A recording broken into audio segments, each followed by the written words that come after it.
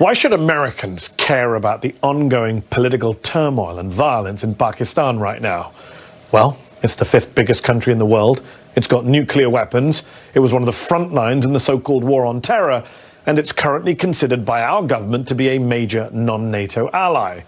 And yet ever since Imran Khan, the legendary Pakistani cricketer turned populist politician, was ejected from the Prime Minister's office last year in a very controversial parliamentary vote of no confidence, that country has been in the midst of an historic political and economic crisis. Khan, who remains hugely popular inside of Pakistan, has had more than 100 criminal cases thrown at him, from corruption to terrorism to blasphemy. And there has also been a vicious crackdown against members of his own political party. Khan's violent arrest outside a courthouse in May, later deemed by Pakistan's Supreme Court to be illegal, led to mass protests, to violence and death across the country. According to Human Rights Watch, while some of Khan's supporters did use violence and attacked property and the police, the Pakistani authorities, quote, used excessive force against protesters, restricted access to the internet and to social media, and carried out mass arrests. More than 4,000 people detained, many of them arbitrarily. But what was so stunning about those protests is that they weren't just anti-government, they even challenged the dominance of the once revered, almost untouchable Pakistani army.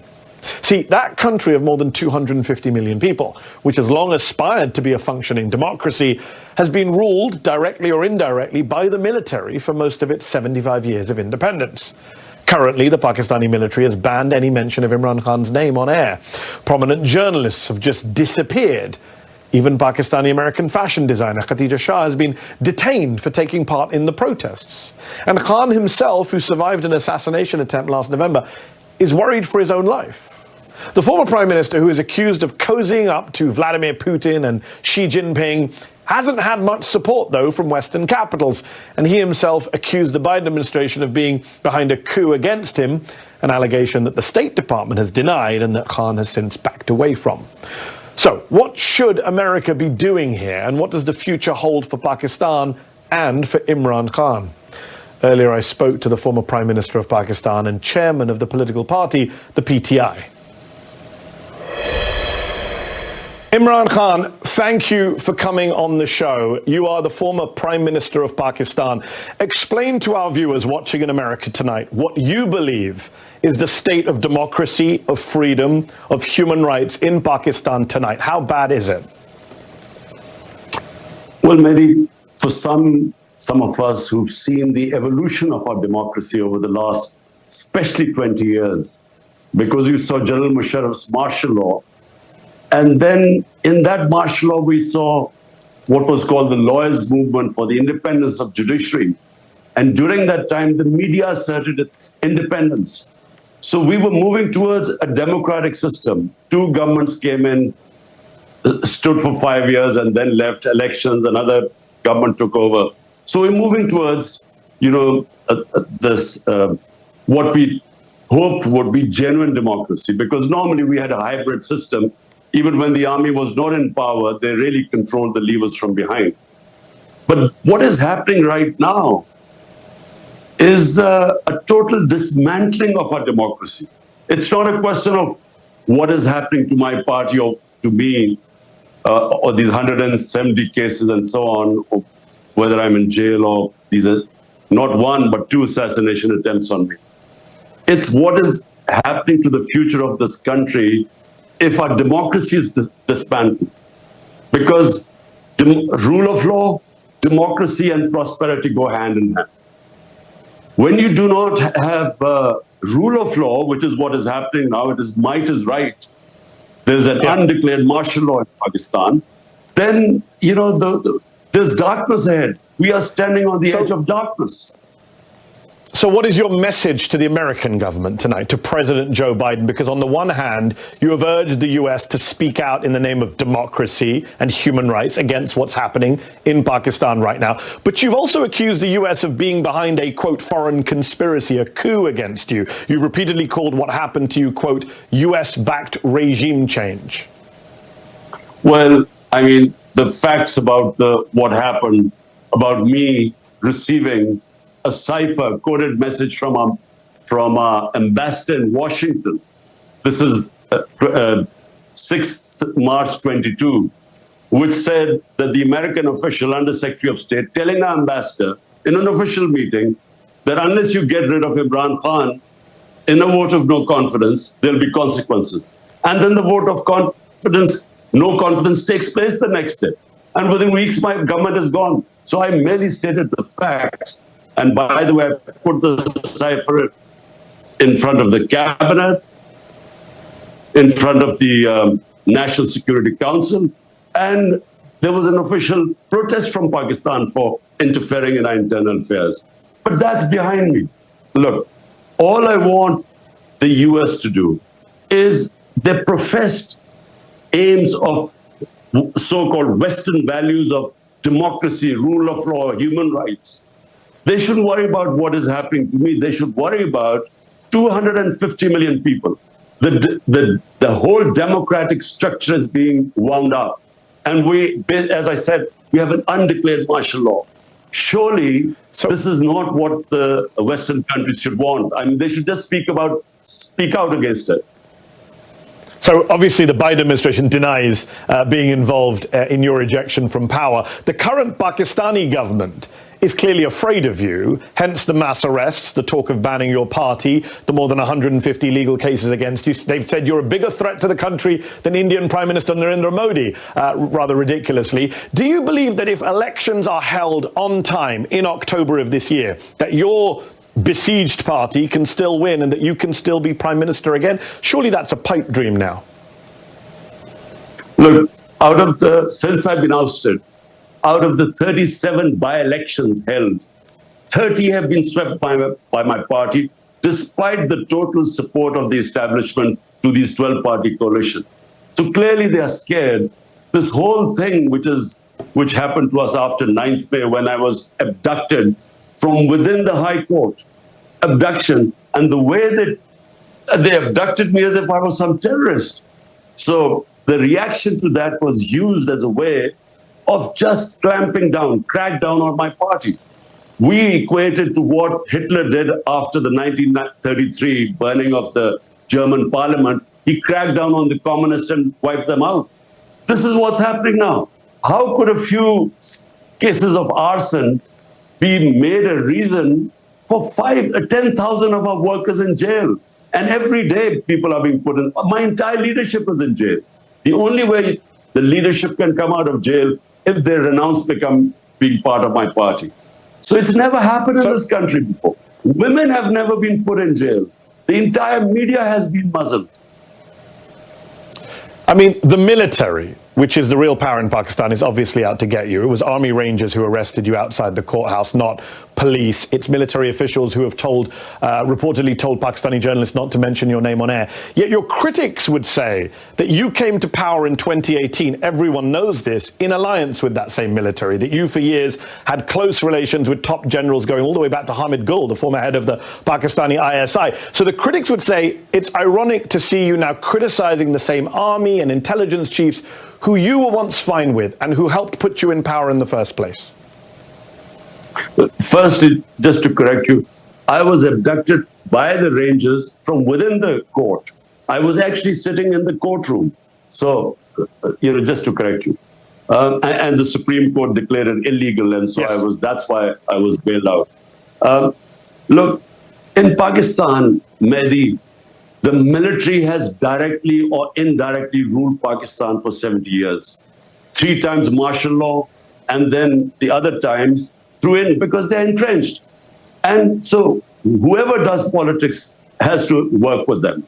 Now, when I came to power in 2018, it wasn't because the military engineered to get me into power. They didn't oppose me. Big difference. In 2013, before that, they actually helped Nawaz Sharif get into power, and we proved in the rigged elections. In 2018, we asked everyone to open the elections because we came through proper, free and fair elections. In fact, we felt we lost some seats. But the thing is, I worked with the military. I mean, military means the army chief.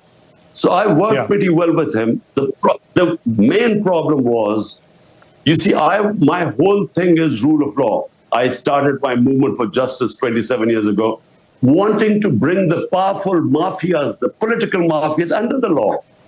This is where the problem became. He didn't think corruption was that big a thing. He wasn't interested in. And if he had the veto power. So that's where I failed. Although we succeeded economically, we did brilliantly dealing with the pandemic, but I failed in the rule of law, and I think that's where the problems became.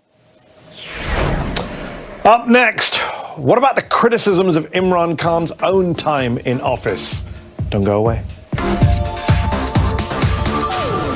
Before the break, I was speaking with former Prime Minister of Pakistan, Imran Khan. We discussed the state of democracy in his country and his message to the American government.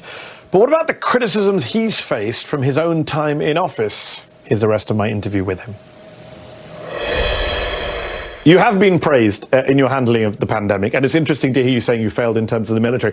But while there are many Pakistanis who still support you, you're hugely popular, a lot of Pakistanis say, hold on, when you were in government, you were fine with the military. You say none of this stuff has happened before, but you locked up opposition leaders, you locked up journalists, you cracked down on the press, and now you're getting upset that the same is being done to you.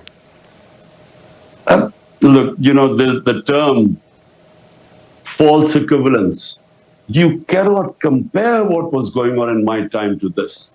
In fact, General Musharraf's martial law was more liberal than what is happening right now. I mean, in our time, you can just name me which channel did we close? I mean, which journalists left the country? 4 of our top journalists have left the country. A fifth one wrote a letter to the Supreme Court Chief Justice that his life was in danger. He escaped. He was killed in Kenya. Our best journalist right now, Arshad Sharif, and best Imran Riaz, he's disappeared for 40 days. Yes. I mean, he's there. But Chairman Khan, I'm not going to dispute. I'm not going to dispute what's happening now. I'm very critical of what this government's done. It's not about equivalence, though. It's about that on your watch, you did a lot of these things. Maybe not as badly as the current government, but Reporters Without Borders, for example, they called you a press freedom predator in 2021. They criticized you at the time for threatening, abducting and torturing journalists. That happened on your watch. Hamid Mir, a very famous Pakistani journalist, he wrote just last month for The Guardian that when you were in office, he wasn't allowed on air, even though you had once called him a favorite anchor. So the problem is that a lot of this stuff did happen on your watch. You were not a champion of the free press. So people say, hold on, now you're saying it's bad when it happens against you.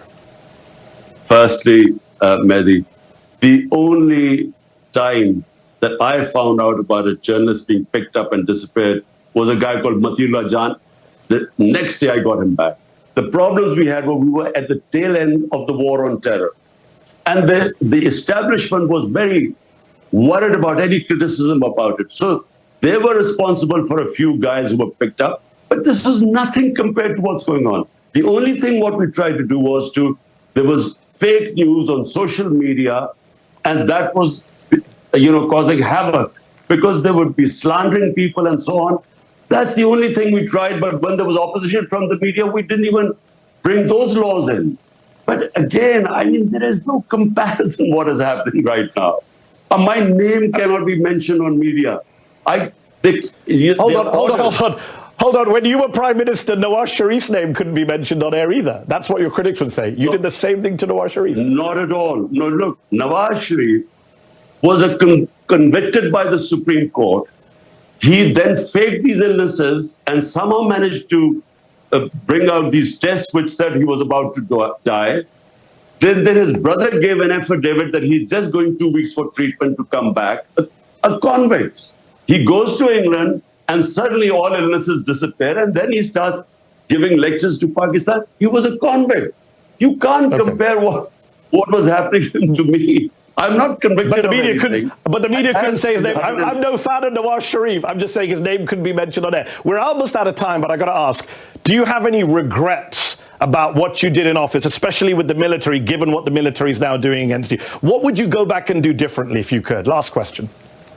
Well, just firstly, given what happened after I came into power, I should have actually, with a weak coalition government, I should not have taken power. I should have gone for elections again, because you can't bring reforms and changes, and especially rule of law, if you have a weak government.